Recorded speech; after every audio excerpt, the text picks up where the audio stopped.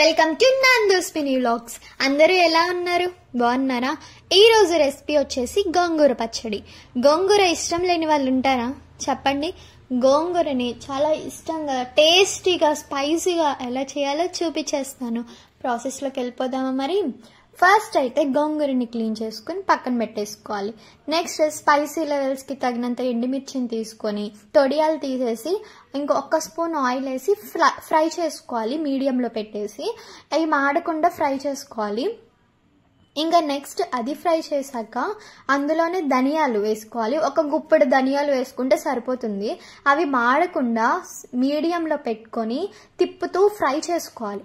ఇంకా అవి ఫ్రై అయ్యాక ఒక బౌల్లోకి సర్వ్ చేసేసుకోవాలి. పక్కన పెట్టేసుకొని అదే కళాయిలో ఒక్క స్పూన్ ఆయిల్ వేసుకొని ఆ కడిగిన గోంగూరని కూడా అందులో వేసి ఒక్కసారి తిప్పేసి మగ్గనివ్వాలి. బాగా కింద అడుగంటకుండా జాగ్రత్తగా తిప్పుతూ ఉండాలి. ఇంకా అందులోనే కల్లుప్పు వేసుకోవాలి. కొంచెం టేస్ట్కి సరిపడా కల్లుప్పు వేసుకుంటే సరిపోతుంది. అలా కొంచెం మొత్తం మగ్గే వరకు కింద నుంచి పైకి తిప్పుతూ ఉండాలి. ఇంకా అది లాస్ట్కి మగ్గిపోతుంది.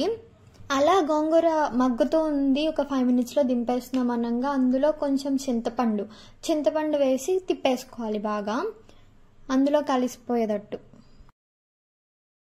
ఇంకా లాస్ట్కి అది మగ్గిపోయాక దాన్ని పక్కన పెట్టేసి ఇంకా రోట్లో ఇంకా మనం వేయించుకున్న ఎండుమిర్చిని తీసుకొని దాన్ని బాగా దంచుకోవాలన్నమాట, పౌడర్ అయ్యే వరకు. ఇంకా దాంట్లోనే గోంగూర వేసి కొంచెం మెత్తగా అయ్యే వరకు తిప్పేసుకోవాలి. కొంతమంది ఏంటంటే ఎండుమిర్చిని తీసుకొని మిక్సీ పట్టేసి అందులోనే కలిపిస్తూ ఉంటారు ఆ గోంగూరలోనే. ఇంకా మేము అలా చేయకుండా ఇంకా రోట్లో చేసుకుందామని ఇలా చేసుకుంటున్నాము.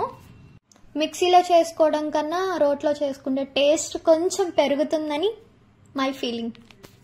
అయ్యో, టేస్ట్ పెరుగుతుందని కాదండి, జస్ట్ రోట్లో చేసుకుంటే బాగుంటుంది కదా అని చేసుకుంటున్నాం. ఇంకా అలా గోంగూర మెత్తగా అయిపోయాక అది తీసేసి అందులోనే జీలకర్ర, కల్లుప్పు, వెల్లుల్లిపాయలు వేసేసి కలిపేసుకొని ఇంకా గోంగూరలో కలిపేసుకోవాలి. ఇంకా అయిపోయింది గోంగూర పచ్చడి. ఇంకా మనం దాన్ని పోపు పెట్టుకోవాలిగా.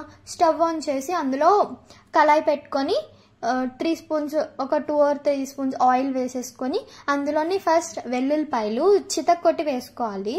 ఇంకా అందులోని ఎండుమిర్చి 2 or 3 మన ఇష్టం వేసేసుకోవాలి. అందులోనే ఇంకా పోపు దినుసులు వేసేసుకొని జీలకర్ర, పోపు దినుసులు వేసేసుకొని తిప్పేసుకోవాలి. అవి మాడకుండా చూసుకోవాలి.